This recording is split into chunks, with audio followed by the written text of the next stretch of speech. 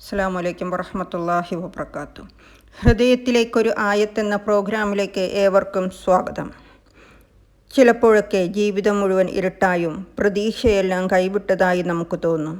നമ്മുടെ പ്രാർത്ഥനകൾ കേൾക്കുന്നവനുണ്ടോ എന്ന് പോലും മനസ്സ് ചോദിച്ചു പോകും. പക്ഷേ സൂറത്ത് യൂസഫിലെ 87-ാം ആയത്തിലെ ഒരു കാഴ്ച ഹൃദയത്തെ തൊടും.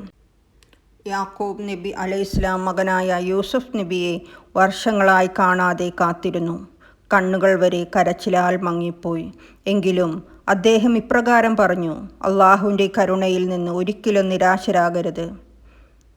അദ്ദേഹത്തിൻ്റെ ഹൃദയം തകർന്നാലും പ്രതീക്ഷ തകർന്നിരുന്നില്ല. കാരണം അദ്ദേഹം അറിഞ്ഞിരുന്നു അള്ളാഹു നഷ്ടപ്പെട്ടതെല്ലാം തിരിച്ചു നൽകുന്നവനാണ് എന്ന്. നമ്മളും അങ്ങനെ തന്നെ ആയിരിക്കണം. ജീവിതം എത്ര പരീക്ഷിച്ചാലും ദുഃഖം എത്ര ആഴമായാലും അള്ളാഹുവിൻ്റെ കരുണ ഒരിക്കലും അകലില്ല. അതുകൊണ്ട് ഇന്ന് നമുക്ക് ഓർക്കാം, നിരാശരാകരുത്. കാരണം അള്ളാഹുവിൻ്റെ കരുണ നമ്മെ തേടിയെത്തും. അള്ളാഹു നമ്മയെല്ലാം അനുഗ്രഹിക്കട്ടെ.